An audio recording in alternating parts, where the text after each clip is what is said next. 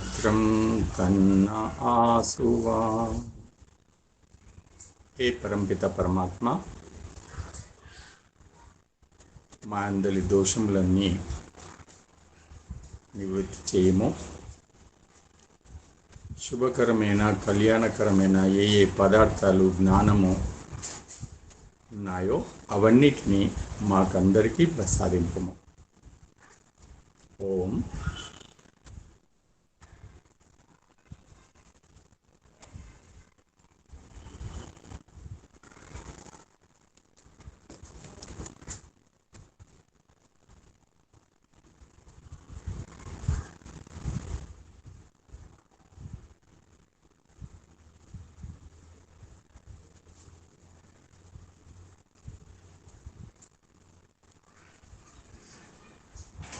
శ్రావణ పౌర్ణిమ, శ్రావణ మాసం ఈరోజు ప్రారంభమైంది. పవిత్రమైనటువంటి ఈ శ్రావణ మాసం మొదటి రోజే మనం కూడా సాధన ఆశ్రమ సాధకులమైన మనమంతా కార్యక్రమాల్ని ప్రారంభిస్తున్నాం. సాధారణంగా శ్రావణ మాస ఈ శుభ సందర్భంలో వేద ప్రచారం అనేది ఉంటుంది, శాస్త్రాల ప్రచారం ఉంటుంది, ఆత్మికోన్నతి కార్యక్రమాలు ఉంటున్నాయి. ఇవన్నీ మనం చేస్తాం. ఈ విషయాలను మనం ప్రారంభించే ముందు సుధీర్ దయానంద్ గారు కొన్ని విషయాలు మనకు తెలియజేస్తారు. ఓం గురుభ్యో నమః. నమస్తే గురూజీ. సర్వేభ్యో నమః. అందరికీ నమస్కారాలు. ఈరోజు శ్రావణ మాసం యొక్క ప్రథమ దినం కాబట్టి ఈ రోజు నుంచి కొత్త టాపిక్ మన గురూజీ చెప్పబోతున్నారు. గురూజీతో దీని గురించి డిస్కషన్ చేయడం జరిగింది. ఒక ముఖ్యమైన విషయం ఏం డిస్కస్ చేసాము అంటే మన సాధన ఆశ్రమం యొక్క ముఖ్య లక్ష్యం ఏమిటి అని అడగడం జరిగింది. గురూజీ దానికి చక్కగా ఉపాసకులను తయారు చేయటము మన సాధన ఆశ్రమం యొక్క గొప్ప లక్ష్యము అని చెప్పారు. ఎందుకు ఉపాసకులను తయారు చేయటము అని అడిగారు. ఉపాసకులు మాత్రమే మోక్షమును పొందగలరు అని చెప్పారు. మానవ జీవితం యొక్క పరమ లక్ష్యము, ఏకైక లక్ష్యము మోక్షం పొందటం. ఆ మోక్షమును పొందాలి అంటే మనం ఉపాసకులు అవ్వాలి. కాబట్టి ఈ శ్రావణ మాసము యొక్క గొప్పతనము ఆల్రెడీ మనకు గురూజీ చెప్పినారు. ఏమిటి అంటే ఇది చాలా ఆహ్లాదకరమైన వాతావరణం ఉంటుంది, సాధనకు చాలా ఉపయోగకరమైన వాతావరణము ఈ శ్రావణ మాసంలో ఉంటుంది. కాబట్టి మనల్ని సాధకులుగా ఉపాసకులుగా తయారు నమస్తే అండి, వాయిస్ వస్తలేదు. గురూజీ మనకి ఇప్పుడు చెప్పబోతున్నారు. కాబట్టి ఈ నెల రోజులు ఇంకా కుదిరితే గనక నెక్స్ట్ 3-4 నెలలు ఇదే అంశాలు, సాధనకు సంబంధించిన అంశాలు గురూజీ మనకు తెలియజేస్తారు. కాబట్టి మనం అందరము చాలా శ్రద్ధతో ఈ విషయం నేర్చుకొని ఆచరించి ఈ 3 నెలలు లేకపోతే నెల అయిపోయేటప్పటికి మనము కూడా సాధకులుగా తయారవ్వాలి, ఉపాసకులుగా అవ్వాలి అని చెప్పి గురూజీ యొక్క ఆకాంక్ష. మనం అందరము అలా సాధన చేసి ఉపాసకులు అవుదాము అని చెప్పి ప్రయత్నం చేద్దాము. దానికోసం అందరము చాలా శ్రద్ధగా మన గురూజీ చెప్పేది విని అలాగే దాన్ని ఆచరిస్తూ ఉంటాము అని చెప్పి ఆశిస్తున్నాను.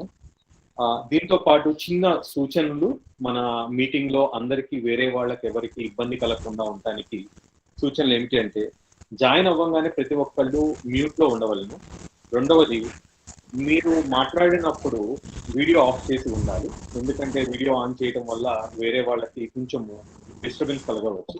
కాబట్టి మీరు మాట్లాడేటప్పుడు వీడియో ఆన్ చేసి మాట్లాడవచ్చు, వేరే టైంలో వీడియో ఆఫ్ చేసి ఉంచండి, మ్యూట్ లో ఉండండి. ఇంకొకటి, ప్రశ్నోత్తరాలకి సమయం వచ్చినప్పుడు అందరూ పార్టిసిపేట్ చేసి మీ యొక్క క్వశ్చన్స్ కానీ ఆన్సర్స్ కానీ ఇస్తూ ఉంటే చాలా బాగుంటుంది. అందరూ ఈ నియమాలు పాటిస్తారని చెప్పి ఆశిస్తున్నాము. ఇప్పుడు గురూజీ యొక్క ప్రసంగము స్టార్ట్ అవుతుంది. నమస్తే. ఓం. సుధీర్ దయానంద్ చిన్నప్పటి నుంచి వైదిక మార్గంలోనే అలాంటి సంస్కారాలతోనే పెరిగిన వ్యక్తి ఇప్పటివరకు మాట్లాడాడు. మనకందరికీ ఈ మాసం శ్రావణ మాసము లేదా చాతుర్మాసం 4 మాసాలు మనం చేయబోయే విశేష అనుష్ఠానం, విశేష శ్రవణం, విశేష సాధనలు, దీనికోసం మనకు ఉపయోగపడే కొన్ని విషయాలన్నీ మీ ముందు ఉంచారు. అవి అందరికీ ఉపయోగపడేది, అందరు వాటిని పాటించే ప్రయత్నం చేస్తారని నేను ఆశిస్తూ ప్రారంభిస్తున్నాను. సాధకులారా, మనమందరం కలిసి ఒక వారం రోజుల క్రితమే చర్చించుకొని నిర్ణయించుకున్నాం. పవిత్రమైనటువంటి ఈ శ్రావణ మాసంలో కొద్దిగా చేసే సాధన ప్రయత్నమైనా ఎక్కువ ఫలితం ఉంటుంది. దానికి వేరే కారణం ఏం లేదు. వాతావరణం విపరీతమైన అనుకూలంగా ఉంటుంది. ఈ వాతావరణంలో మనకు మనసు, ఇంద్రియాలు కూడా సహకరిస్తాయి, శరీరము సహకరిస్తుంది. అందువల్ల ఎక్కువ ఫలితం ఉంటుంది. అందుకే తాపసులు, గురువులు, విద్వాంసులు, యోగులందరూ ఈ శ్రావణ మాసాన్ని, అనంతరం చాతుర్మాసాన్ని చక్కగా ఆత్మికోన్నతికి ఉపయోగిస్తారు. మనం కూడా చర్చించుకొని అదే పని చేస్తున్నాం. ఎందుకంటే మనమంతా ఋషుల మార్గంలో నడవాలనుకుంటున్న వారి సంతానం కాబట్టి. సరే, మీ అందరి ఆలోచనలు తీసుకొని రెండు విషయాలు నిర్ణయించాం. ఒకటి, క్రియాత్మక యోగం. ఈ బ్రహ్మ విజ్ఞాన సత్సంగంలో సోమ, మంగళ, బుధవారాలు క్రియాత్మక యోగం యొక్క ప్రవచనాలు ఉంటాయి. వాటి సాధన గురించి అభ్యాసాలు అన్నీ ముందు ఉంటాయి. ప్రతి గురువారం మాత్రము మనుస్మృతి ప్రవచనాలు. ఇవి మనం నిర్ణయించాం, నేను మీకు చెప్పడం జరిగింది. స్లైడ్లో కూడా మీ అందరికీ సూచన అందించడం జరిగింది. ఇక ఈరోజు మనము ప్రారంభిస్తున్నాం క్రియాత్మక యోగము. క్రియాత్మక యోగం, ఈ క్రియాత్మక యోగం అనేది ఉత్తర భారతదేశంలోని గురువులు దీన్ని చాలా వికసింపచేశారు. వాళ్ళు అనేక మందికి నేర్పారు. అలా నేర్చుకున్న వాళ్ళు అనేక మంది పండితులు, విద్వాంసులు తయారయ్యారు. అనేక మంది కుటుంబాల్లో ఉన్న వాళ్ళు కూడా సాధారణ వ్యక్తులు మంచి ఉపదేశకులు, ఉపాసకులుగా తయారయ్యారు. ఎందుకంటే క్రియాత్మక యోగం అనేది సంపూర్ణమైన భక్తి విధానము. ఈశ్వర ప్రణిధాన్ అని దీంట్లో ముఖ్యమైనది ఉంటుంది. ఈశ్వర ప్రణిధాన్ అనగా పరమాత్మను పొందుటకు అంతిమ మార్గం. అది అట్టి ఈశ్వర ప్రణిధానములు ఉంటూ పరమాత్మతో నిరంతర సంబంధము, అయినటువంటి భావనలో కొనసాగడం, ఇది క్రియాత్మక యోగంలో ప్రధానమైన అంశం. నిజానికి క్రియాత్మక యోగం అంటే సంపూర్ణ భక్తి విధానం అనే విషయాన్ని గుర్తుంచుకోండి. క్రియాత్మక యోగం అనగా సంపూర్ణ వైదిక భక్తి విధానము. మీలో కొంతమందికి తెలుసు, స్వామి సత్యపతి గారు, నేను వారిని నడిచే దేవుడు అని చాలా సంవత్సరాల నుంచి పిలుస్తూ ఉంటాను. వారు స్వర్గస్థులైనా మన కళ్ళ ముందు ఉన్నట్టే అందరికీ భావన ఉంటుంది. ఎందుకంటే వారి యొక్క అస్తిత్వము, వ్యక్తిత్వం అలాంటిది. అయితే వారు ఎన్నిసార్లు ఇక్కడ మనకు తెలంగాణకు వచ్చారో, శిబిరాల్లో పాల్గొన్నారో, ప్రతిసారి వారు క్రియాత్మక యోగం గురించిన తరగతులే తీసుకున్నారు. ఉత్తర భారతదేశంలో వారి శిష్యులు కూడా అదే పనిచేస్తారు. కాబట్టి క్రియాత్మక యోగం అనేది సంపూర్ణ భక్తి విధానం, మనమందరం పాటించి అనుసరించాల్సింది. మళ్ళీ క్రియాత్మక యోగంలో ఉన్న సరళమైన అంశం ఏంటంటే, ఇది మన నిత్య కర్తవ్యంలో మనమందరం ఉన్నాం కదా, వాటిలో ఉంటూనే చేసే పద్ధతులు.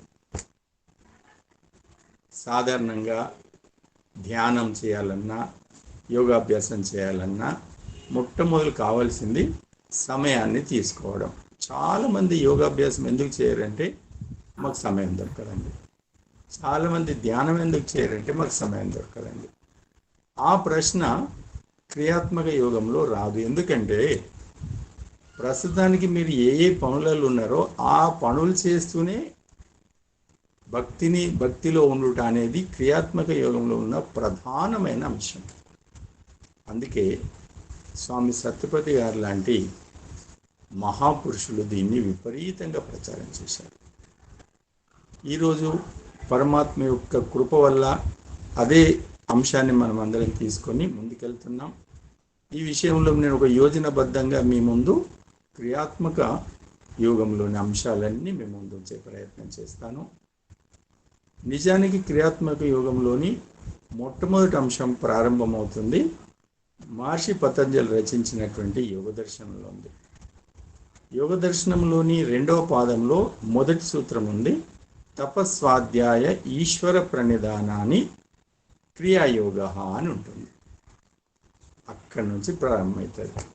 ఇక విస్తరిస్తూ విస్తరిస్తూ విస్తరిస్తూ విస్తరించి వెళ్తుంటుంది. ఈశ్వర ప్రణిధానత్వ అనే ఒక సూత్రము మొదటి పాదంలోనే మహర్షి పతంజలి తెలియజేశారు. అది జోడింపబడుతుంది. ఇంకా సాధన ఉపాసనకు సంబంధించిన అన్ని అంగాలు ఉంటాయి.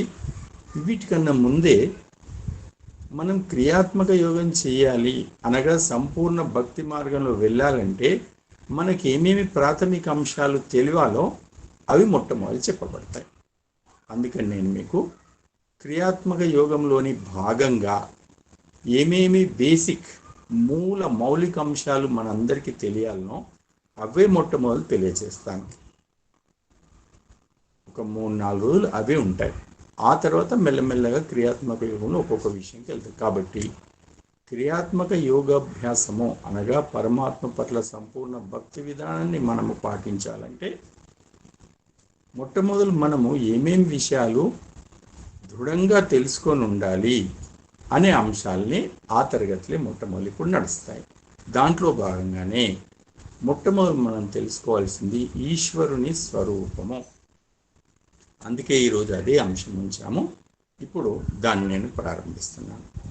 మీలో కొంతమందికి ఈశ్వర స్వరూపము అనే విషయాలు కొంతమందికి తెలుసు, కొంతమందికి కొంత తెలుసు, ఇంకా కొంతమంది ఇప్పుడు తెలుసుకుంటున్నారు.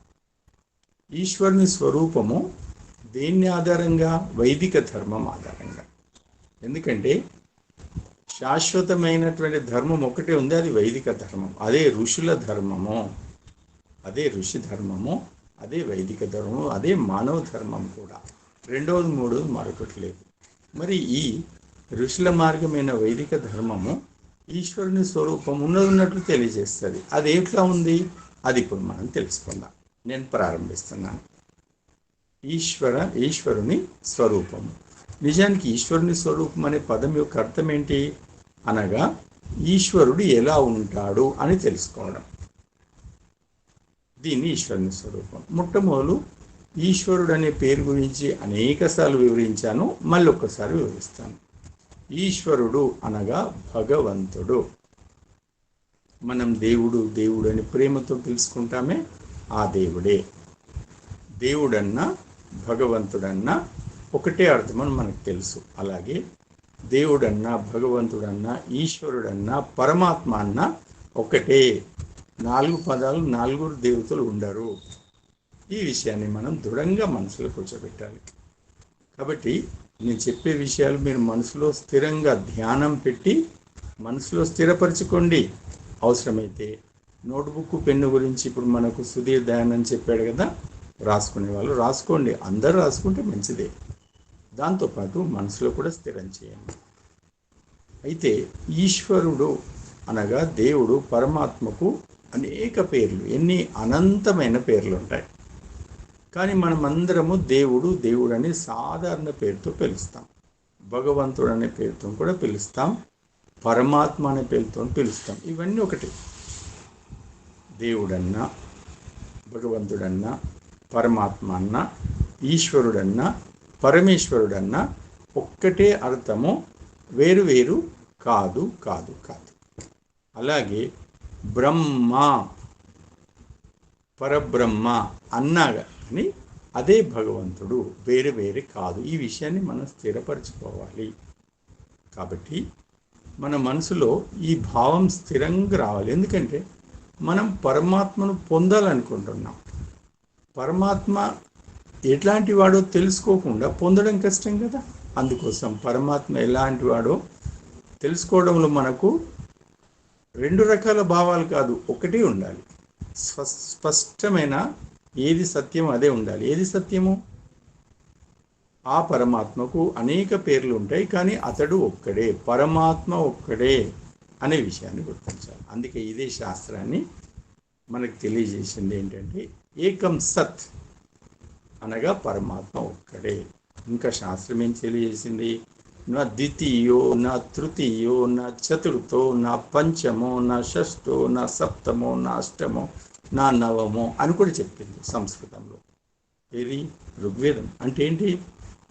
దేవుడు 2 దేవుళ్ళు, 3 దేవుళ్ళు, 4, 5 పరమాత్మలు, 6 పరమాత్మలు లేరు లేరు లేరు.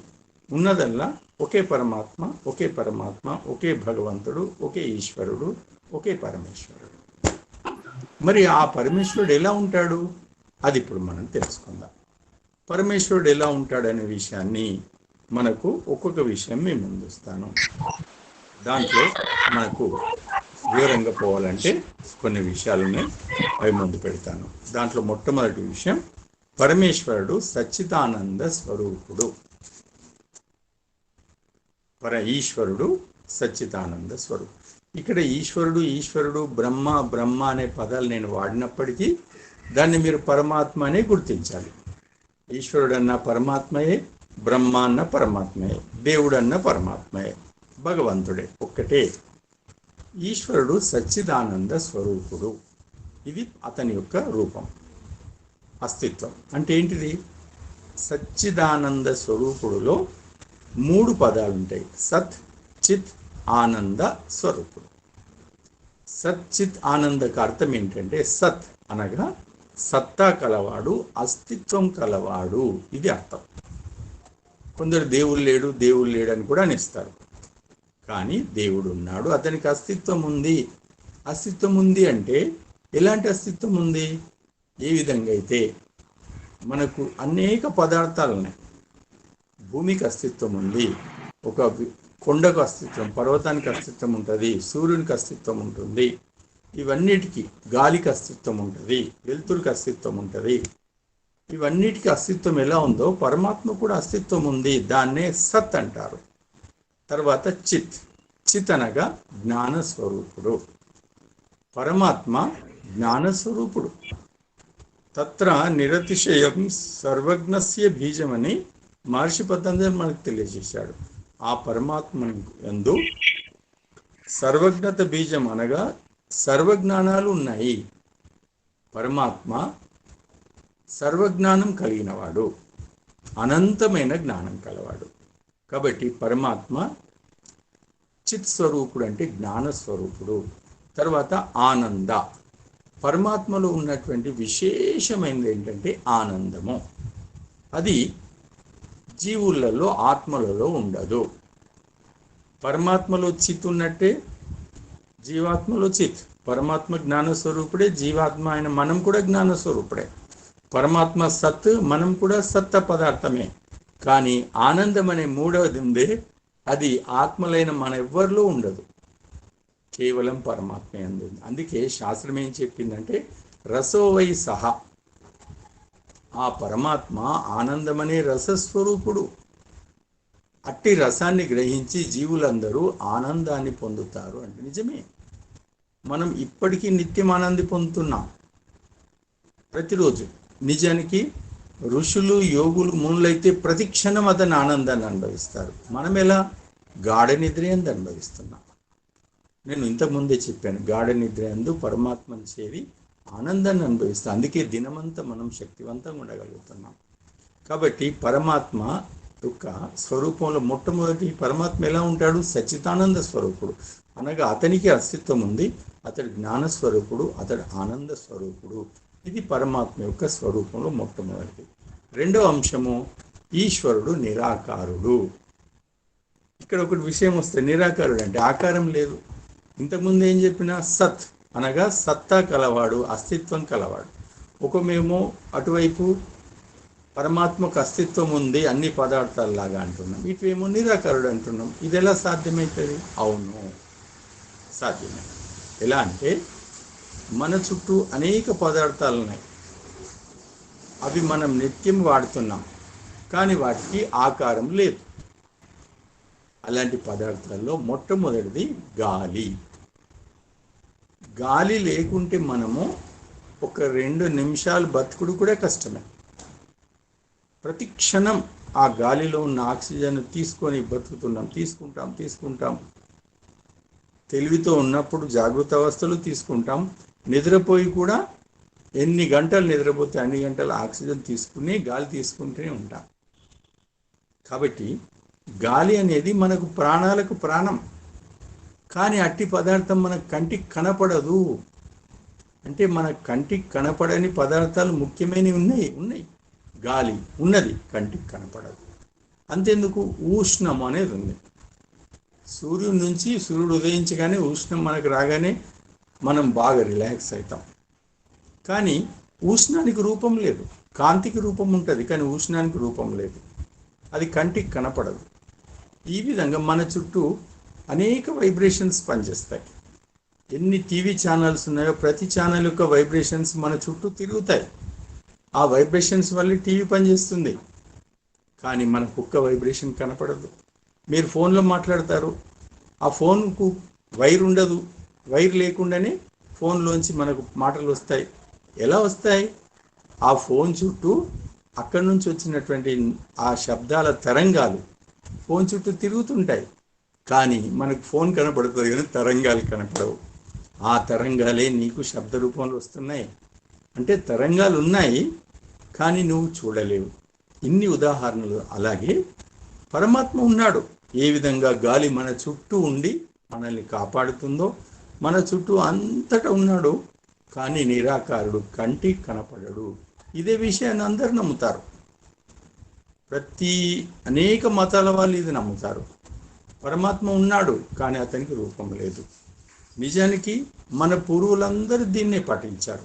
పరమాత్మ ఉన్నాడు, అతనికి రూపం లేదు, కానీ అతడే మనకు అన్ని చేస్తున్నాడు. కాబట్టి పరమాత్మ నిరాకారుడు, పరమాత్మకు స్వరూపం లేదు. ఒకటి. మూడవది, పరమాత్మ సర్వశక్తిమంతుడు.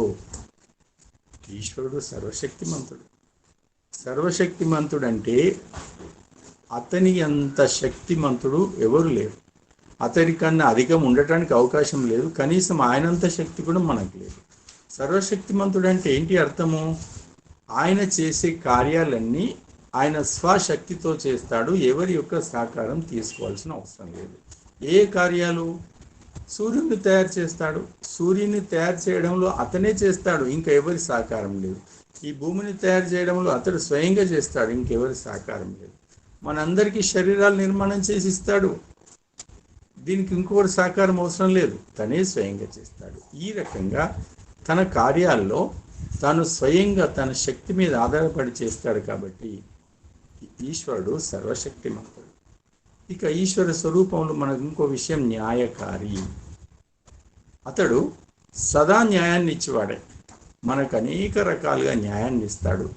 ఏ రకాలుగా న్యాయాన్ని ఇస్తాడో ముందు మనం తెలుసుకుంటాం. దయాళువు. పరమాత్మ అత్యంత దయాళువు. అతని దయ వల్లనే మనం అందరము ఇంత సంతోషంగా జీవిస్తున్నాం. అజన్ముడు. పరమాత్మకు ఉన్నటువంటి మరొక ముఖ్యమైన లక్షణం అజన్ముడు, అనగా ఎన్నడూ జన్మింపడు. పరమాత్మ ఒకరోజు జన్మించాడు అనేది ఉండదు. ఎందుకంటే అతడు అనంతమైన ఆత్మ. అనంతమైన ఆత్మకు అనంతమైన శరీరం ఎక్కడ ఉంటుంది? ఉండదు. మళ్ళీ ఏ శరీరం లేకుండానే అన్ని పనులు చేసే సామర్థ్యం ఉన్నవాడు కాబట్టి అతనికి శరీరం అవసరం లేదు. జన్మ మరణములు ఉండనే ఉండవు. కాబట్టి అజన్ముడు, అనంతుడు. పరమాత్మ స్వరూపం ఎటువంటిదంటే అనంతుడు, అంతము లేనివాడు. అనంతుడు అనగా ఏంటిది? మనకు ఉన్న పదార్థాల్లో అతి పెద్ద పదార్థమేమో దానికన్నా కూడా పెద్దవాడు, అంతం లేదు. పరమాత్మ వెతుక్కు మనం వెళ్తే ఎంత వెళ్ళినా ఇంకా ముందుంటాడు. ఇప్పుడు అంతము అనగా ముగింపు, అనంతం అనగా ముగింపు లేదు. ముగింపు లేనంత పెద్దవాడు పరమాత్మ. తర్వాత పరమాత్మ నిర్వికారుడు, వికారమును పొందడు. మన శరీరం అనేక వికారాలు పొందుతుంది. మొట్టమొదటి చిన్న శైశవ స్థితిలో ఉంటుంది, తర్వాత బాల్యావస్థలో వస్తుంది, తర్వాత యువావస్థలో. ఇవన్నీ వికారాలు అంటారు. ఇలాంటి వికారాలు పరమాత్మకు ఉండవు. మళ్ళా పరమాత్మ అనాది. అనాది అంటే ఏంటిది? ఆది లేనివాడు. పరమాత్మ ఎప్పటి నుంచి ఉన్నాడు? ఫలానా సంవత్సరం నుంచి ఉన్నాడు అని చెప్పడానికి వీల్లేదు. అంత అనాది స్వరూపుడు. అలాగే పరమాత్మ సర్వాధారుడు. ఇది పరమాత్మ యొక్క స్వరూపంలో ముఖ్యమైనది, అన్నిటికీ ఆధారం. ఎలా ఆధారం? చూడండి, మనం ఎక్కడ జీవిస్తున్నాం? భూమి మీద జీవిస్తున్నాం. ఈ భూమి మనకు ఆధారం. అలాగే భారతదేశంలో వాళ్ళందరూ ఈ భూమి మీద జీవిస్తున్నట్టే అమెరికన్లు కానీ జపానీయులు వాళ్ళందరూ వాళ్ళ వాళ్ళ భూమి మీదనే జీవిస్తున్నారు. కాబట్టి భూమి మన అందరికీ ఆధారం. కానీ ఈ భూమి దేని ఆధారంగా ఉంది? సూర్యుడు దేని ఆధారంగా ఉన్నాడు? నక్షత్రాలన్నీ ఏది ఆధారంగా ఉన్నాయి?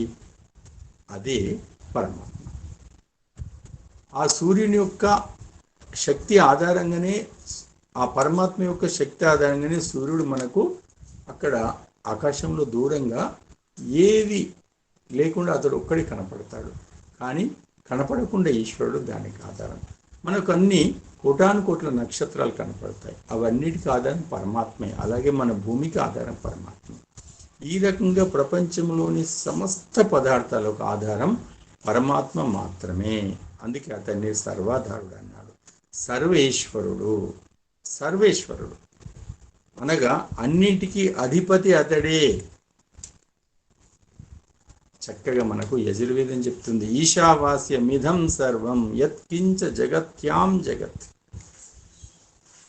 ఈ జగత్ ఏదైతుందో దీనికి అంత ఒక అధిపతి ఉన్నాడు, అతడే అంతటా ఉన్నాడు. అతడి యొక్క పదార్థాలు ఇవన్నీ. నాయనాయ అనుకోకు, ఇవన్నీ పరమాత్మ పదార్థాలే. కాబట్టి అతడే అన్నిటికీ అధిపతి.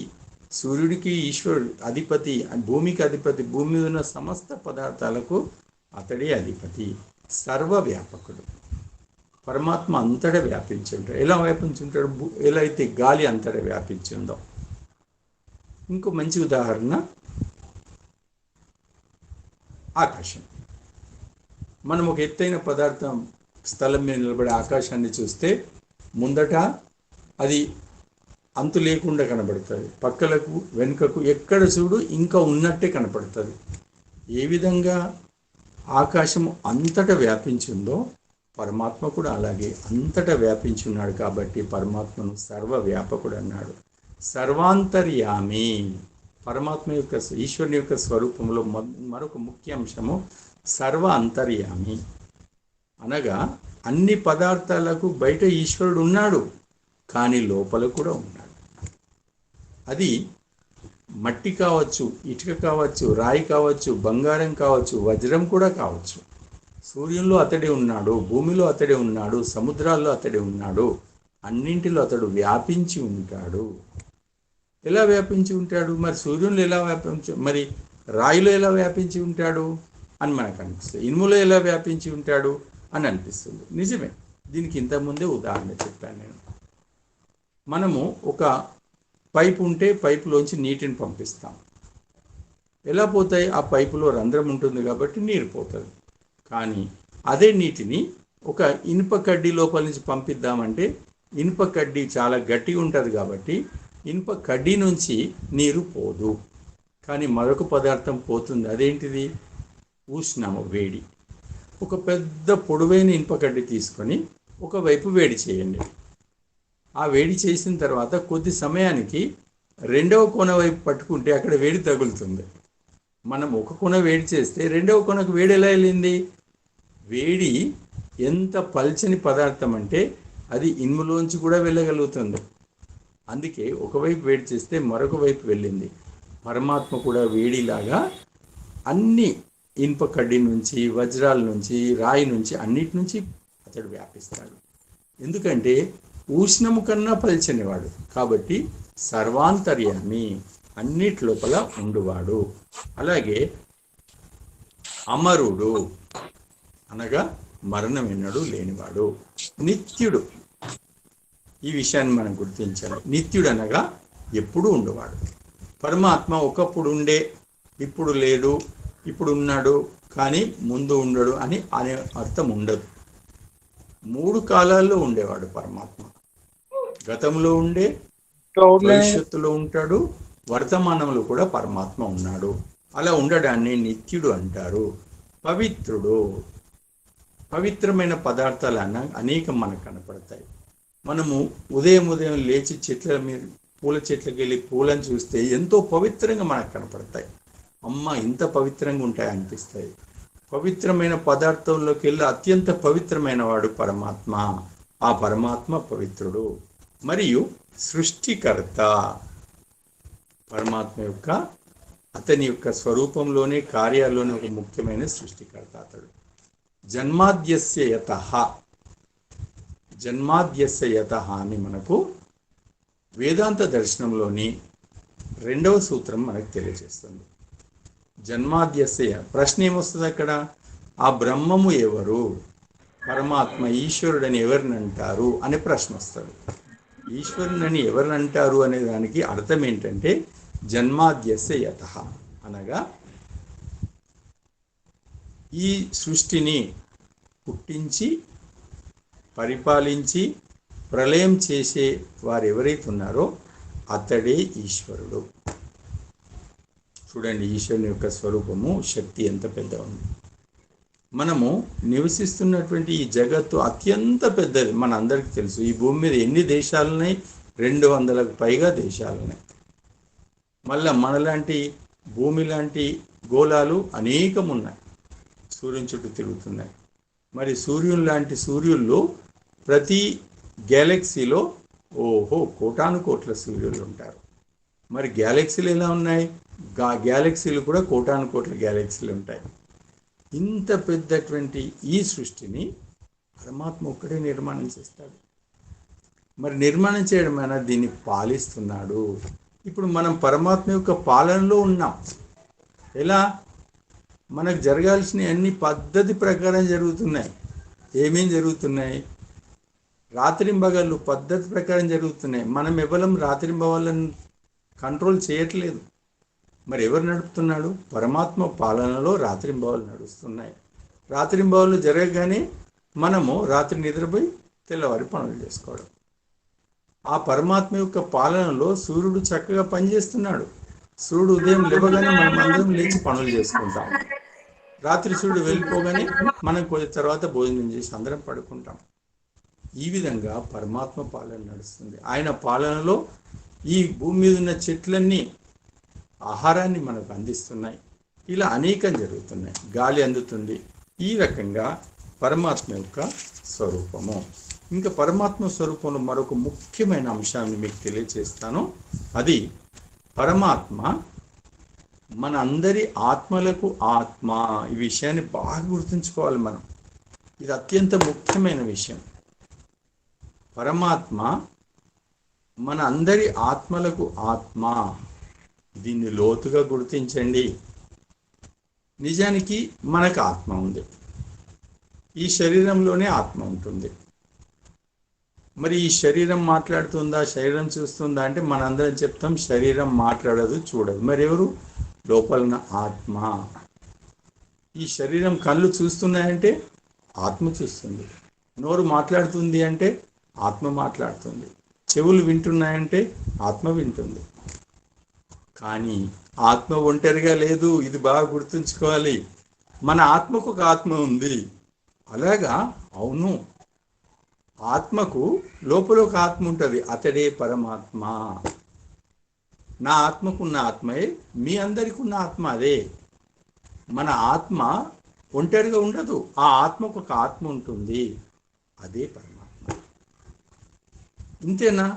ఇంతేకాదు, మరొక అద్భుతమైన విషయం ఉంది, గుర్తుంచుకోండి. అదేంటంటే ఈ జగత్ ఏదైతుందో ఊరిక లేదు. మనం దీన్ని సంసారము, ప్రపంచము, జగత్ అంటామే. అది కూడా ఊరిక లేదు. దానికి ఒక ఆత్మ ఉంది. ఈ విషయాన్ని గుర్తుంచుకొని రాసుకోండి. ఈ ప్రపంచానికి కూడా ఒక ఆత్మ ఉంది. అదే పరమాత్మ. పరమాత్మ ఈ జగత్తుకు ఆత్మ. ఎంత ముఖ్యమైన అంశాలు ఇవి. ఈ 2 విషయాలు అర్థమైతే మనకు వైదిక విషయాలు అనేకం అవుతాయి, మనకు పరమాత్మ అర్థం అవుతాడు, పరమాత్మను సేవించడం మనకు సులభం అవుతుంది. పరమాత్మ ఈ జగత్తుకు ఆత్మ. ఏ విధంగా మన ఆత్మ ఈ శరీరంలో ఉండి శరీరం యొక్క మొత్తం పనులు చేపిస్తుంది. ఏం చేపిస్తుంది? గుండె కొట్టుకుంటుంది ఆత్మ వలనే. హృదయం, మన ఊపిరితిత్తులు పనిచేస్తున్నాయి, కళ్ళు, కాళ్ళు, చెవులు సమస్తం పనిచేస్తున్నాయి, లోపల రక్త ప్రసరణ జరుగుతుంది లోపల ఆత్మ వల్ల. ఒక ఆత్మ ఉంటే పనులు జరుగుతాయి, మీకు అందరు తెలుసు. అలాగే ఈ ప్రపంచంలోని సమస్త కార్యాలు, సూర్యుడు తిరుగుట, భూమి తిరుగుట, అలాగే మేఘాలు ఉత్పన్నం అవుట, భూమి మీద అనేక కార్యాలు జరుగుట, చెట్లు వికసించుట, ఇవన్నీ ఎలా జరుగుతున్నాయి? ఎందుకంటే ఈ జగత్తుకు ఒక ఆత్మ ఉంది, ఈ ప్రపంచానికి ఒక ఆత్మ ఉంది, అది పరమాత్మ. ఈ ప్రపంచానికి ఆత్మ, ఈ పరమాత్మ ఈ ప్రపంచంలోని సర్వ కార్యాలు నడిపిస్తున్నాడు. ఇది ఈశ్వర స్వరూపం. ఇట్టి ఈశ్వర స్వరూపాన్ని మీ హృదయాల్లో స్థిరంగా నాటండి. ఎవరు ఈ ఈశ్వర స్వరూపాన్ని తమ హృదయాల్లో లోతుగా నాటుకుంటారో వాళ్ళే ఈశ్వరుని దర్శించడానికి యోగ్యులవుతారు. అందుకే ఈ జ్ఞానాన్ని లోపల దాచండి. ఈ శరీరంలో 2 ఆత్మలు ఉన్నాయి, ఒకటి జీవాత్మ, ఆ జీవాత్మకు ఆత్మ అయిన పరమాత్మ. ఈ విషయాన్ని బాగా అర్థం చేసుకోండి. ఈ రకంగా విషయం చెప్పాము. ఇంతవరకు ఈశ్వర సంబంధమైనటువంటి ఈశ్వర స్వరూపము అనే విషయాలు మీకు చెప్పాను. ఇక ముందు కూడా చెప్తాను. కానీ అందరి లోపల ఈశ్వరుడు అనగా పరమాత్మ పట్ల కొన్ని భ్రాంతులు కూడా ఉన్నాయి. ఆ భ్రాంతులు తొలగించే ప్రయత్నం కూడా ఇప్పుడు చేస్తాను. ఎందుకంటే మనం భ్రాంతులు తొలగినప్పుడే నిజమైనటువంటి ఈశ్వర స్వరూపాన్ని గట్టిగా పట్టుకుంటాం మనం. మరి పరమేశ్వరుని విషయంలో ఏమేం భ్రాంతులు ఉన్నాయి? చాలా ఉన్నాయి. పరమేశ్వరుడు ఒకే స్థానం నందు ఉంటాడు అనేటువంటి ఒక భ్రాంతి బాగుంది చాలాలో. ఎక్కడ ఉంటాడు? ఈశ్వరుడు అయితే వైకుంఠంలో లేక కైలాసంలో ఉంటాడు అని కొందరు అంటారు. అలా పరమాత్మ ఎప్పుడు ఒక స్థానంలో ఉండడు. ఒక స్థానంలో పరమాత్మ ఉంటే ఈ సృష్టికి ఆత్మ ఎలా నడపడు. పరమాత్మ ఒక స్థానంలో ఉండేవాడు కాడు. రెండవది, పరమాత్మ శరీరాన్ని దర్శిస్తాడు, అవతారాలు ఎత్తుతాడు. ఇది భ్రాంతి. పరమాత్మ శరీరాన్ని ధరించే అవకాశం లేదు. ఎందుకంటే అంత పెద్ద ఆత్మకు అంత పెద్ద శరీరం దొరకదు, అతనికి అవసరం కూడా లేదు. రెండో విషయం ఏంటంటే అవతారాలు ఎత్తుతారు. పరమాత్మ అవతారం ఎత్తి భూమి మీదకి రావాల్సిన అవసరం లేదు, ఎన్నడూ అవతారం ఎత్తాడు. మరి అవతారాల పేర్లు ఎందుకు వచ్చాయి అంటే వాళ్ళు దేవతలు. శ్రీరాముడు దేవత, శ్రీకృష్ణుడు దేవత, దేవుళ్ళు. వాళ్ళు దేవుళ్ళని ఎవరనాలి అంటే పరమాత్మ దేవుడే, కానీ శ్రీరాముడు దేవుడే, శ్రీకృష్ణుడు దేవుడే, కానీ వీళ్ళు పరమాత్మలు కారు. ఇది గుర్తుంచుకోవాలి. దేవుడు అనగా దివ్య గుణ సంపన్నుడు, దివ్య శక్తి సంపన్నుడు. ఆత్మలమైన మనలో దివ్య శక్తి సంపన్నత అందరిలో ఉంటుంది, సీమిత స్థాయిలో. కానీ శ్రీరాముడు దాన్ని ఆవిష్కరించుకున్నాడు, శ్రీకృష్ణుడు దాన్ని ఆవిష్కరించుకున్నాడు. ఈ విధంగా ఒక ఆత్మ తనలో ఉన్నటువంటి శక్తుల్లో ఎక్కువ శక్తిని ఆవిష్కరించుకుంటే వాళ్ళని మనం దేవుళ్ళు అంటాము, కానీ పరమాత్మలు కారు. ఇది గుర్తుంచుకోవాలి. ఎందుకంటే వాళ్ళు కూడా, శ్రీరాముడు కూడా ఆ పరమాత్మని ఉపాసించాడు, శ్రీకృష్ణుడు కూడా ఆ పరమాత్మని ఉపాసించాడు. వాళ్ళు స్వయంగా పరమాత్మను పూజించారు వాళ్ళు. కాబట్టి మనం ఈ భ్రాంతిలో ఉండకూడదు. దేవుళ్ళు, మనుషుల్లో కొందరు దేవతలు ఉంటారు. ఇప్పటికి కూడా కొద్ది మంచి పని చేస్తే అందరం దేవుడు అంటాం వాళ్ళని. కాబట్టి మనుషుల్లో కొందరు దేవతలు ఉంటారు, కానీ వీళ్ళు పరమాత్మ కారు. ఆ పరమాత్మ అవతారం ఎత్తాడు. ఇక కొందరు అనుకుంటారు పరమాత్మ మన పాపాలని క్షమిస్తాడు. ఈ పని ఎప్పుడూ దేవుడు చెయ్యడు, పాపాలను క్షమించడు. ఎందుకంటే అందరి పాపాలు క్షమిస్తూ పోతే అందరూ క్షమించమని అడుగుతూనే ఉంటారు, మళ్ళీ వెంటనే తప్పులు చేస్తారు. మనకు తెలుసు ఈ భూమి మీద కొన్ని పద్ధతులు ఉన్నాయి. ఒక రోజు వెళ్ళి ప్రార్థన చేసి క్షమించమంటారు, మళ్ళీ తెల్లవారి నుంచి చేసే తప్పులు చేస్తారు. అది లేదు, వైదిక ధర్మంలో ఆ మాట లేదు. పరమాత్మ తప్పులు క్షమించడు, కాకపోతే ఆ తప్పులను దిద్దుకునే అవకాశం ఇస్తాడు. పశ్చాత్తాపానికి మించినటువంటి మరొక మార్గం లేదు. ఒక్కసారి దుష్కర్మ చేస్తే దాన్ని మాని సత్కర్మలోకి రావాలి, అంతకు మించి మార్గం లేదు. కాబట్టి మనం చేసిన కర్మకు ఫలితాన్ని అనుభవిస్తాం, కానీ నిన్నెప్పుడు ప్రేరేపిస్తాడు లోపల, దేనివైపు? సత్యం వైపు, సన్మార్గం వైపు. ఈ విషయాన్ని గుర్తించాలి. కర్మలు చేయకుండా అనుకున్నదెల్లా చేయును. పరమాత్మ అనుకున్నది చేస్తాడనేం లేదు. ఏది అవసరమో జీవులకు అదే చేస్తాడు. ఈశ్వరుని నుండి ఈ ప్రపంచం ఉత్పన్నమైందని కొందరు అనుకుంటారు. అలా కాదు. ప్రకృతి అనేటువంటి ఒక మూల అణువులు ఉంటాయి. దాని నుంచి పరమాత్మ సృష్టి దాన్ని చేస్తాడు.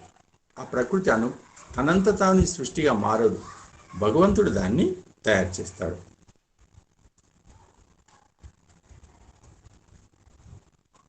ఈశ్వరుణ్ణి మన కళ్ళతో చూడవచ్చు అని చాలా మంది భావిస్తాడు. అని ఈ కళ్ళతో మనం పరమాత్మను చూడలేము. అంతర్నేత్రాలు లోపలున్నాయి, దాంతో చూస్తాం. అలాగే మనకు బుద్ధి ఉందే, ఈ స్థూల బుద్ధి కాదు. ఇది మనము దీన్ని పవిత్రమునర్చి భక్తి ద్వారా పవిత్రమునర్చడం ద్వారా దీంట్లో ఉన్న మలినాలు తొలిపోయి బుద్ధిలోంచి అది సూక్ష్మ బుద్ధి అగ్రిమ బుద్ధి అవుతుంది. అట్టి అగ్రిమ బుద్ధి ద్వారా మాత్రమే పరమాత్మ దర్శింపబడతాడు. ఈ కళ్ళతో పరమాత్మను చూడలేము. గాలినే చూడలేము. మనకు నిత్యము ఉండే గాలిని కూడా చూడలేము. కానీ పరమాత్మ అలా చూడలేము. ఇంకా జీవుడే ఈశ్వరుడుగా మారుతాడని కొందరు అంటారు. అనగా ఒక ఆత్మ మరణించి పరమాత్మ కావచ్చు. అలా కుదరదు. ఆత్మ ఆత్మనే, పరమాత్మ పరమాత్మనే. పరమాత్మ ఒక్కడే. ఆత్మలమైన మనము కోటాను కోట్ల మంది ఉంటాం. ఇక ఈశ్వరుని యొక్క అంశ జీవుడు అని కూడా అంటారు. ఈశ్వరుని యొక్క అంశ జీవుడు అంటారు. నిజానికి అంశ అంటే భాగము అని అనుకుంటారు. ఈశ్వరుని యొక్క భాగం జీవుడు కాదు. ఈశ్వరుడు ఈశ్వరుడే, జీవుడు జీవుడే. కాకపోతే ఈశ్వరులో ఉన్న సద్గుణాలు అనేకము జీవుల్లో ఉంటాయి. ఆ రకంగా ఇద్దరిలో సమాన గుణాలు ఉన్నాయి. ఈశ్వరుడు జ్ఞాన స్వరూపం అయితే జీవుడు జ్ఞానం. ఈశ్వరుడు అనాది అయితే జీవుడు కూడా అనాది. ఈశ్వరుడు సత్ స్వరూపుడు, చిత్ స్వరూపుడు. జీవుడు కూడా సత్సిత్ స్వరూపుడే. ఈ రకంగా అతనిలో ఉన్న అనేక దివ్య గుణాలు జీవుల్లో ఉంటాయి తప్ప పరమాత్మ యొక్క అంశము మనము కాము. ఈ విషయాన్ని గుర్తుంచుకోవాలి. కాబట్టి ఈశ్వరుని యొక్క స్వరూపం అనేది సాధకులారా చిన్న విషయం కాదు. ఒక గంట లోపల చెప్పే అంశం కూడా కాదు. ఎందుకంటే అనంతమైన పరమాత్మ యొక్క స్వరూపాన్ని 4 వేదాలు వర్ణించి ఎన్ని మొన్న చెప్పాను కదా, 20,349 మంత్రాల్లో వర్ణించి చివరికి వేదాలు ఏమన్నాయంటే ఆ పరమాత్మ గురించి మేము ఎంతో వర్ణించాం, ఇంకా ఎంతో ఉంటుందని చెప్పాడు. కాబట్టి 4 వేదాలు ఎంత చెప్పాయి, మనం ఒక గంటలో చెప్పుకోవడం మొత్తం కాదు. అయినప్పటికీ ఈరోజు ప్రధానమైన అంశాలు మీ ముందు ఉంచాను. ముందు మన సత్సంగాల్లో ఈ విషయాలు వస్తాయి, ఇంకా ముందు వస్తాయి. కాబట్టి ఈరోజు చెప్పిన దాంట్లో ముఖ్యమైన విషయాలు ఏంటి? పరమాత్మ ఒక్కడే. అట్టి పరమాత్మకు ఆకారం రూపం లేదు, కానీ అంతటా వ్యాపించి ఉన్నాడు. సర్వశక్తిమంతుడు, సర్వజ్ఞుడు. అంతేకాదు మనందరికీ ఆత్మలకు ఆత్మ, ఈ సర్వ జగత్తుకు ఆత్మ. ఇది పరమాత్మ యొక్క సర్వవ్యాపి, సర్వాంతర్యామి. ఇలా పరమాత్మ యొక్క గుణాల్లో, పరమాత్మ యొక్క స్వరూపంలోని ప్రధానమైన అంశాలు నేను చెప్పాను. ఇంకా చాలా ఉంటాయి, ముందు తెలుసుకుంటాం. అయితే చివర్లో ప్రశ్నోత్తరాల సమయం ఉంటుంది కాబట్టి ఇప్పుడు ప్రశ్నోత్తరాల సమయం. ఇంతవరకు నేను చెప్పాను ఈశ్వర స్వరూపాన్ని విషయంలో. మీరు చక్కగా విన్నారు, చాలామంది రాసుకుంటున్నారు. అయితే కొన్ని ప్రశ్నలు కూడా ఉంటాయి. ఇప్పుడు ప్రశ్నలు అడగడానికి అవకాశం ఉంది. ఇప్పుడు మీరు ఎవరెవరి ప్రశ్న అడగాలనుకుంటున్నారో మీరు మైక్ ఓపెన్ చేసి ప్రశ్న అడగండి. ఈ సమయాన్ని ఉపయోగించుకోండి.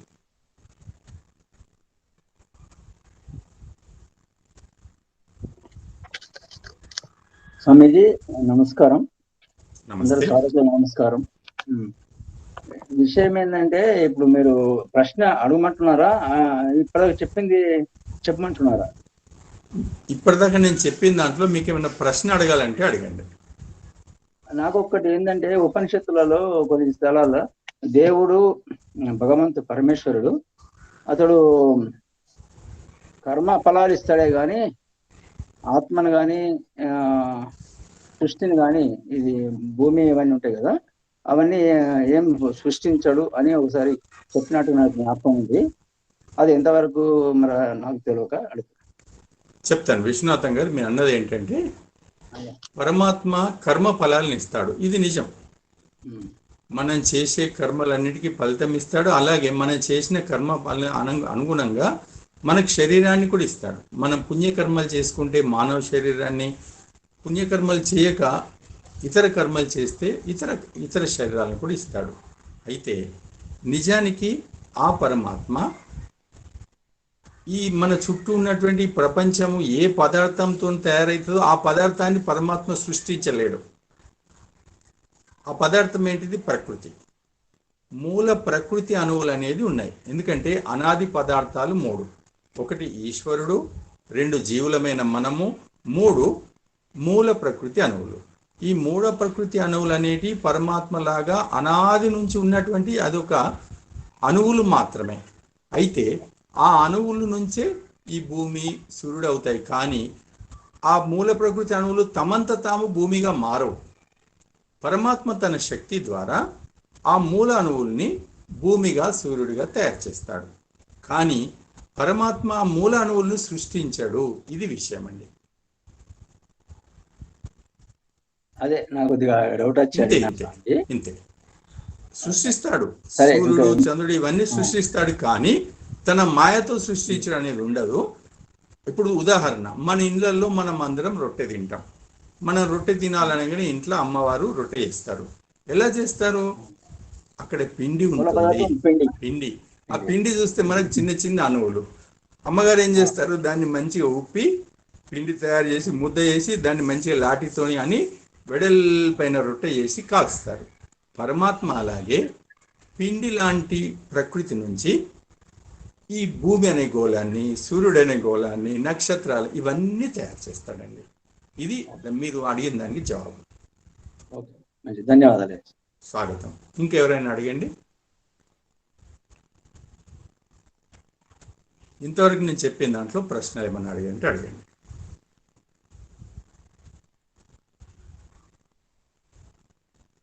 ప్రశ్నలు ఏం లేవు. ఎవరు అడగట్లేదు. నమస్తే గురుజీ. నమస్కారం. మన ఆత్మలకు ఆత్మ పరమాత్మ అన్నారు. అవును, అది కరెక్టే. ప్రపంచానికి ఆత్మ పరమాత్మ అంటే ప్రపంచం అంటే జడ పదార్థం కదా గురుజీ. అవునమ్మా. ఆ ప్రపంచానికి ఆత్మ పరమాత్మ అన్నారు, అది అర్థం కాలేదు. చెప్పు. చూడమ్మా, మన శరీరానికి ఆత్మ ఉంది, అది మనం. ఈ శరీరము లోపల ఆత్మ ఉంది.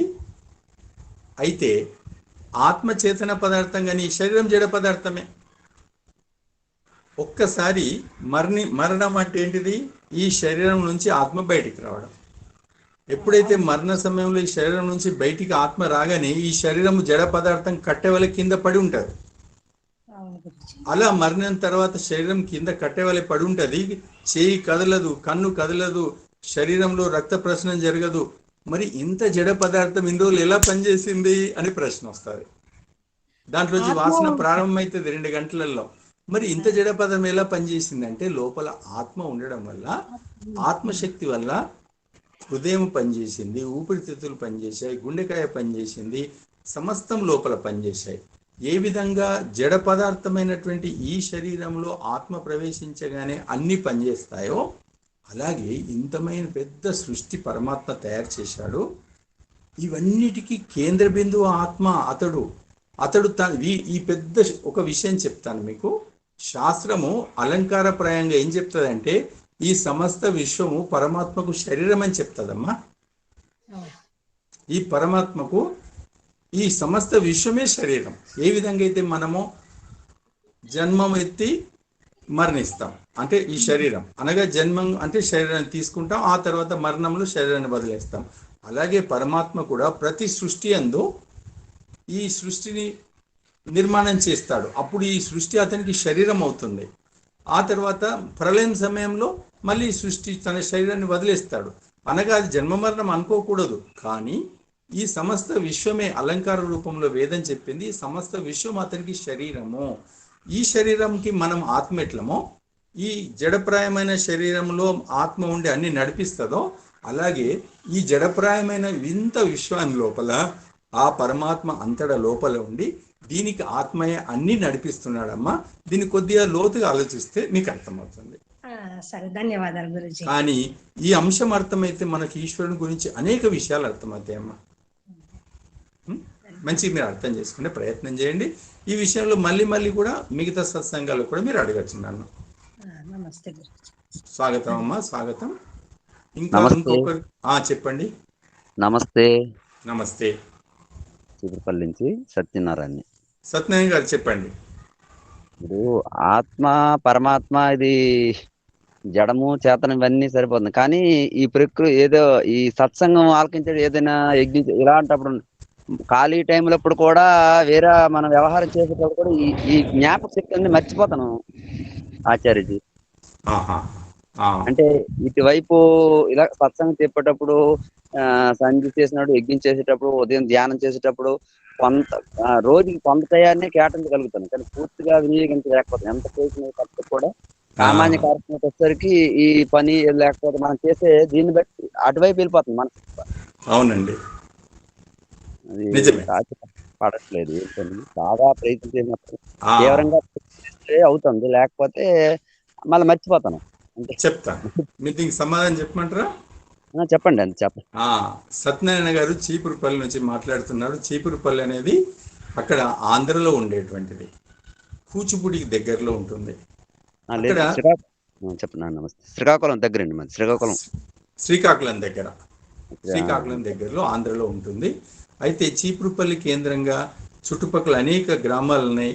వీరు అక్కడ ఈ కార్యం చేస్తూ అనేక గ్రామాల్లో మన వైదిక కార్యాలు చేస్తుంటారు. వారు మంచి ప్రశ్న ఒకటి అడిగారు. ఇదే విషయాన్ని అనేక మంది విద్వాంసులు కూడా చెప్తారు. ఏంటంటే సంధ్య చేస్తున్నాం, కానీ సంధ్య సమయంలోనే చంచలత్వం ఎక్కువ ఉంటుంది, వేరే విషయాలు గుర్తుకొస్తున్నాయి అనే విషయాన్ని అడుగుతారు. ఇక ఈశ్వరుని గురించి కొద్దిగా స్మరణ చేయాలంటే అప్పుడే అన్ని విషయాలు గుర్తుకొస్తాయి. మళ్ళీ మేము మా పనులలో వెళ్తున్నాం, అది వృత్తి పని కావచ్చు, వంట విషయాలు కావచ్చు, వాటిలో వెళ్ళగానే ఆ పనులనే పడిపోతున్నాం, ఈశ్వరుని మర్చిపోతున్నాం. ఈ రకంగా యజ్ఞం చేసేటప్పుడు యజ్ఞం చేస్తాం, వేరే గుర్తుకొస్తాయి. ఈ రకంగా చేస్తున్నప్పుడు అనేకం చంచలత్వం ద్వారా గుర్తుకొస్తున్నాయి. వీటిని దాటడం ఎలా, వీటిని అదుపులో పెట్టడం ఎలా అని అడిగారు. అయితే సత్యనారాయణ గారు మంచి ప్రశ్న అడిగారు. దీనికి ఒకే ఒక సమాధానం ఏంటంటే క్రియాత్మక యోగాన్ని ఆచరించుట. ఇలాంటి ప్రశ్నలన్నింటికీ సమాధానంగానే నేను క్రియాత్మక యోగం అనే సబ్జెక్ట్ ప్రారంభించాను. ఇంటర్నేషనల్ సైన్స్ ఒలింపియాడ్ క్వాలిఫైడ్ అంటూ రేపు ఒక ఫ్లెక్సీ పెట్టాలి సార్, ఒక 4-5 days. సేమ్ మొన్న పెట్టాం చూడండి, 8/10. క్షమించండి గురూజీ, ఎవరో అన్మ్యూట్ చేసి మాట్లాడారు, వాళ్ళు మ్యూట్ చేశాను. మంచి పని చేశారు. అయితే ఇప్పుడు నేను చెప్పేది ఏంటంటే సత్యనారాయణ గారు అడిగింది, ఇలా మనం అన్ని పనులు చేస్తూ ఉంటే మన మనసు ఎటో వేరే వైపు వెళ్తుంది, ఈశ్వరుని వైపు కాకుండా. స్వయంగా సంధ్య చేసేటప్పుడు కూడా వేరే వైపు వెళ్తుంది. మరి దీనికి మార్గం ఏంటి అని అడిగారు. దీనికి మార్గమే క్రియాత్మక యోగము. క్రియాత్మక యోగం ఎంత అద్భుతమైందంటే గొప్ప గొప్ప మహాపురుషులందరూ దీన్ని బోధించారు. ఎంత అద్భుతమైందంటే మనం దీనికోసం ప్రత్యేకంగా విశేష సమయం తీసి చేయాల్సిన అవసరం తక్కువ ఉంటుంది. అనగా ఈశ్వరోపాసన అనే విషయం కానీ, జపం అనే విషయం కానీ, నామస్మరణ అలాంటిది కానీ, లేక స్తుతి ప్రార్థన అనే విషయం చేయాల్సినప్పుడు కొద్ది సమయం మాత్రమే తీసుకుంటాం. మిగతా అంత ఎలా ఉంటుందంటే, ఇప్పుడు మీరు వ్యాపారం చేస్తున్నారు, వ్యాపారం చేస్తూనే పరమాత్మను వైపు మనసు నిలపడం ఎలా? మీరు వంట పని చేస్తున్నారు, వంట పని చేస్తూనే పరమాత్మ యందు మనసు నిలపడం ఎలా? మీరు వ్యవసాయం చేస్తున్నారు, వ్యవసాయంలో ఉంటూనే మీరు చుట్టూ 10 మంది మీరు చూడు ఎప్పుడు ఉంటారు, 10 మందిలో ఉండంగా కూడా పరమాత్మతో మనం జోడించుకోవడం ఎలా? ఇవన్నీ క్రియాత్మక యోగంలో నేను మీకు చెప్పబోతున్నాను. ఎందుకంటే క్రియాత్మక యోగం అంటేనే అదే తపస్వాధ్యాయ ఈశ్వర ప్రణిధానము. తపస్సు అనగా అన్ని పనులు చేస్తూ మనసును స్థిరంగా ఉంచుకొనుట. స్వాధ్యాయం అనగా ఏంటంటే మనం ఓంకార జపము, గాయత్రి జపము, వేదాధ్యయనం లాంటివి చేయడము. ఈశ్వర ప్రణిధానం అనగా పరమాత్మ పట్ల విశేష భక్తి కలిగి ఉండుట. అయితే సత్యనారాయణ గారు మీరు అడిగిన దానికి తపస్సు అనేది నేను చెప్పబోతున్నాను. ఆ తపస్సు అనగా అన్ని కార్యాలు చేస్తూ మన వృత్తి పనులు చేస్తూనే మనసు స్థిరంగా ఉంచుకొనుట అనేది ముందు మనం అభ్యాసం చేయబోతాము. అప్పుడు మీరు అడిగిన ప్రశ్నకు మొత్తం సమాధానాలు వస్తాయి. మీరు విన్నారా అండి సత్యనారాయణ గారు? ధన్యవాదాలు, వింటాను అండి. వినండి. తపస్వాధ్యాయ ఈశ్వర ప్రణిధానం ముందు ముందు ఈరోజు కేవలం ప్రారంభం మాత్రమే. ముందు ముందు నేను అదే విషయం, నేను అందుకే ఆలోచించి ఈ విషయం తీసుకున్నా అంటే అనేక మంది పట్ల ఈ ప్రశ్న వస్తుంది. ఇప్పుడు మనం ఆ క్రియాయుగం ప్రారంభించిన తర్వాత మీరు అన్నరే ఇవన్నిటికీ సమాధానం వస్తుంది. మీరు సంధ్య చేసేటప్పుడు ఇక అప్పుడు మీ మనసులో చంచలత్వం ఉండదు, మొత్తం స్థిరంగా పరమాత్మమేనే. యజ్ఞం చేస్తున్నప్పుడు కూడా పరమాత్మమేనే. మీరు వ్యవసాయం చేసేటప్పుడు కూడా మీకు పరమాత్మ భావనలు గుర్తుకొస్తాయి. మీ ఇంటి వాళ్ళు వంట చేసేటప్పుడు కూడా పరమాత్మ జ్ఞానంతోనే చేస్తారు. అలాంటిదే ముందు ముందు అభ్యాసం నేను చేయించబోతున్నాను. ఎందుకంటే మన ఋషులు, మన యోగులు, అనేక స్వామీజీలు చేయించారు. నేను అదే మీకు నిర్ణయించి పెడుతున్నాను. అయితే సత్యనారాయణ గారు, మీరు మన ఇప్పటి నుంచి జరిగే ఈ శ్రావణ మాసంలో కానీ లేకపోతే తర్వాత చాతుర్మాసం మొత్తంలో జరిగే ఇవి సత్సంగాలు రెగ్యులర్గా వింటూ వీటిని మీరు పాటించండి. మీరు పాటిస్తూ నన్ను ఫోన్ ద్వారా కూడా ప్రశ్నలు అడగచ్చు. ఇప్పుడు మీరు అనుకున్న దాన్ని త్వరలోనే ఒక నెల రోజులు పాటిస్తే ఇవన్నిటిని మీరు దాటుతారండి. ఇది జవాబు. ధన్యవాదాలు. స్వాగతం, సుస్వాగతం. చాలా మంచి విషయం అడిగారు, అందరికి పనికొచ్చేది అడిగారు. నాకు కూడా అది సందేహం ఉండే, సత్యనారాయణ గారు అడిగారు చూడండి, అది సందేహ నివృత్తి చేసారు. ముందు ముందు వింటుంటే అర్థం అవుతుంది మాకు. వినండి అమ్మా, అలాంటి విషయాలే మీ ముందు ఉంచబోతున్నాను. మీ అందరికీ మీ పిల్లల మీద ఎంత సమయం ఇస్తున్నారో అంత ఇవ్వండి. మీ వారికి, మీ శ్రీమతికి ఎంత ఇస్తున్నారో అంత ఇవ్వండి.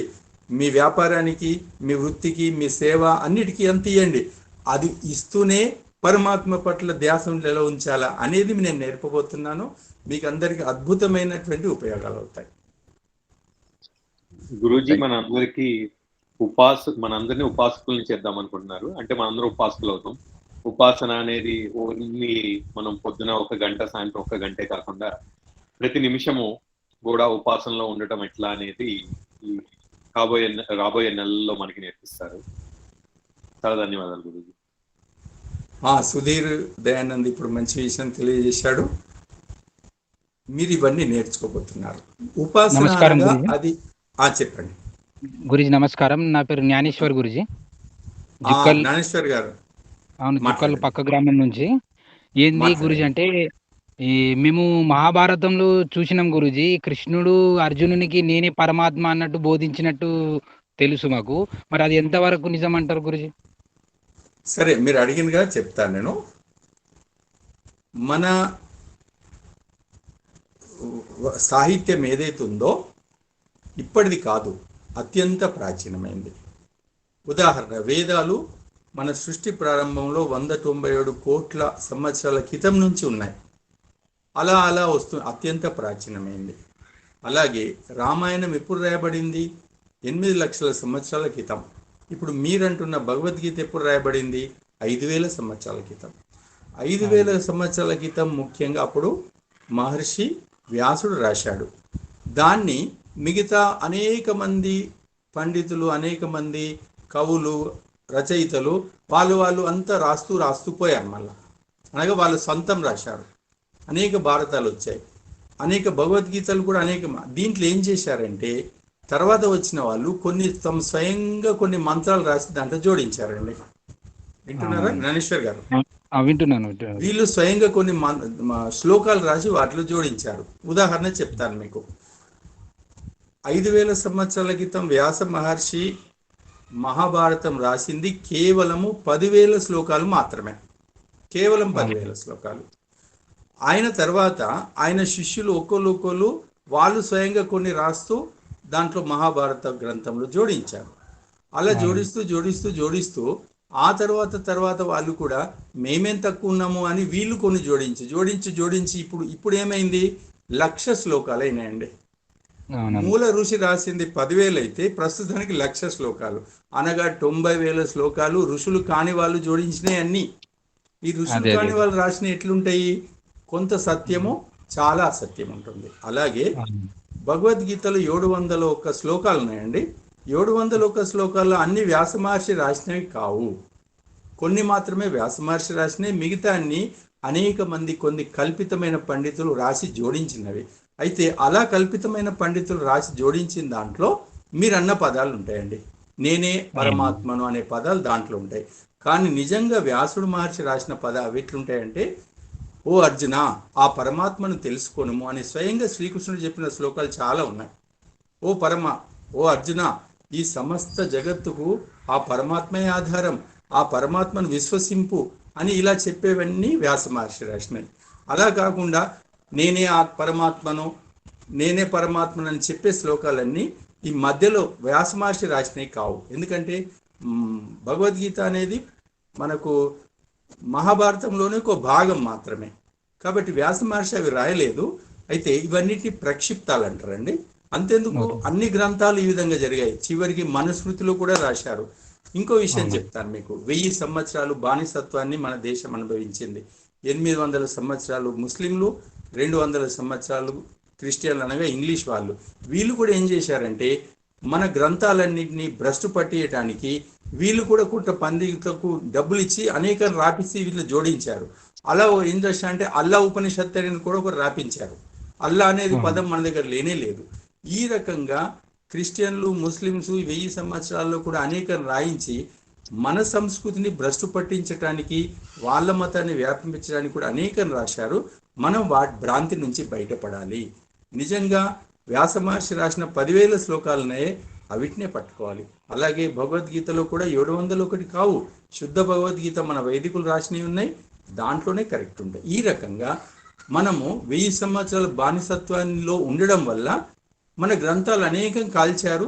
మనకున్న గ్రంథాల్లో కూడా అనేకము లుప్తం చేశారు. ఎందుకంటే ఈ దేశంకి వచ్చినటువంటి ముస్లింల పని ఒకటే ఉండే, ఇక్కడ హిందువులందరినీ ముస్లింలు మార్చాలి. అలాగే ఇక్కడికి వచ్చి క్రిస్టియన్లు, ఇంగ్లీష్ వాళ్ళ పని ఏముందంటే అందరినీ క్రిస్టియన్లు మార్చాలి. దానికోసం నేరుగా అటాక్ చేశారు, బలవంతంగా మత మార్పులు చేశారు. అలాగే మన గ్రంథాల్లో కూడా ఇప్పటికి కూడా క్రిస్టియన్లు అనేక గ్రంథాలు తీసి రాస్తారు. వాళ్ళు కూడా గీత పేరుతోని బైబిల్ని ప్రచారం చేస్తున్నారు. ఈ రకంగా మన మీద దాడులు జరిగాయి, ఇంకా జరుగుతున్నాయి. వాటి నుంచి మనల్ని కాపాడుకోవాలి, మన పిల్లల్ని కూడా కాపాడుకోవాలండి. స్వాగతం. స్వామిజీ నమస్తే. నేను విష్ణుతో మాట్లాడుతున్నా. చెప్పండి. ఇప్పుడు వారు అడిగిన దానికి కానీ ఇప్పుడు భగవద్గీతలో భగవాన్ వాచ అంటాడు కానీ శ్రీకృష్ణ వాచ అన్నారు స్వామిజీ. ఎన్నిసార్లు చూసినా నేను భగవాన్ వాచ అని చెప్తారు, ఇంకోటి అర్జున వాచ అంటారు. అర్జునుడు వేరే, భగవంతుడు అర్జున్ చెప్పినట్టే చెప్తుంటారు. అక్కడ సమాధానం చెప్పండి దానికి. అంటే దాంట్లో చెప్పారు కనుక నేను భగవంతుడు చెప్తున్నా కనుక భగవాన్ వాచ అని చెప్పారు. అది అప్పుడు భగవంతుడు నేనే అని చెప్పిండేమో అని అంటున్నాడు. కాదు, దానికి సమాధానం చెప్తాను నేను. అయ్యా మంచిది. భగవాన్ అనే పదము పరమాత్మకు ఉంటుంది, శ్రీకృష్ణుడు కూడా భగవాన్ అనే పదం ఉంటుంది. భగవాన్ అనే అర్థం ఏంటంటే విశేష జ్ఞాన సంపద కలవాడు. పరమాత్మ విశేష జ్ఞాన సంపద కలవాడు కాబట్టి అతన్ని భగవాన్ అంటారు. అలాగే శ్రీకృష్ణుడు ఎంతో అద్భుతమైన విశేష జ్ఞాన సంపద కలవాడు. శ్రీకృష్ణుని భగవాన్ శ్రీకృష్ణుడు అన్నాడు, శ్రీరామచంద్రుని కూడా భగవాన్ శ్రీరాముడు అన్నాడు. అంతేందుకు ఋషులను కూడా అంటారు వ్యాస భగవాన్, భగవాన్ వాల్మీకి. ఇవి మన శాస్త్రంలో మన వైదికంలో ఉన్నాయి. అనగా జీవాత్మలో కూడా విశేషమైన జ్ఞాన సంపద, అంటే పరమాత్మ అంతా కాదు, మళ్ళీ విశేషమైన జ్ఞాన సంపద కలిగిన వాళ్ళందరినీ భగవాన్ శ్రీకృష్ణుడు, భగవాన్ శ్రీరాముడు, వ్యాస భగవాన్, భగవాన్ వాల్మీకి అని అనడం ఉంటుంది. కానీ దీని అర్థము వీళ్ళు పరమాత్మలు కారు, అదొకటి గుర్తుంచుకోవాలి. కాబట్టి భగవద్గీతలో భగవాను వాచ వాడడం తప్పు కాదు. ఎందుకంటే శ్రీకృష్ణుడు ఉన్నటువంటి నభూతో నభవిష్యత్, అతనికి ఉన్నటువంటి జ్ఞానం అమోఘమైంది, అందువల్ల భగవాన్ అంటారు. ముందు కూడా మన జీవాత్మల్లో కూడా ఎవరైనా విశేష జ్ఞానాన్ని సంపాదించి భగవాన్ అనే పేరు సంపాదించవచ్చు. కాబట్టి భగవాను వాచ అనేది నిజమే అండి దాంట్లో, విశ్వనాథ్ గారు. అయ్యా అదే ఇప్పుడు సత్యసాయి బాబుని కానీ పుట్టపర్తి సాయిబాబుని కానీ అందరినీ కూడా భగవాన్ అని పిలుస్తున్నారు ముందు పెట్టి. అంటే వాళ్ళ శిష్యులు దాన్ని తయారు చేశారు దాన్ని. అదే వాళ్ళ శిష్యుడు మీకు మాట చెప్తాను. ఇప్పుడు గురు సాక్షాత్ పరబ్రహ్మ అని ఒక శ్లోకం రాశారు. గురుర్ బ్రహ్మ, గురుర్ విష్ణు, గురుదేవో పరమేశ్వర, గురుర్ సాక్షాత్ పరబ్రహ్మ. గురువు అత్యంత సత్కారం చేయదగిన వ్యక్తి అనేది నిజమే. గురువు మనకు ప్రత్యక్ష భగవంతుడు అన్న తప్పులేదు, కానీ సాక్షాత్ పరబ్రహ్మ అనడం అనేది ఉండదు. అంటే ఇవన్నీ కొందరు పౌరాణికులు అతిగా రాశారు. మనం అటువంటి అన్నిటి నుంచి బయటపడదాం. మన ఈ సత్సంగంలో ఏదైతే మనకు ఈ క్రియాత్మక యోగం ఉంటుందో అవన్నీ భ్రాంతులు దూరమై నిజమైన పరమాత్మను మనం అర్థం చేసుకుంటాం. పరమాత్మను ఆశ్రయించి ముందు ముందు అతన్ని అనుభూతిలో కూడా తెచ్చుకుంటాం. అందుకోసం మనం ఇలా చేశామండి. చాలా సంతోషం. అనేక మంది మంచి ప్రశ్నలు అడిగారు. ఇలాగే మీరు రోజు శ్రద్ధగా వింటూ ప్రశ్నలు అడగండి. ఇప్పుడు సమయం కూడా ఎక్కువైంది కాబట్టి నేను శాంతిపాఠం చదువుతాను. శాంతిపాఠం అనంతరం కూడా ఎవరైనా మాట్లాడితే నాతో మాట్లాడండి.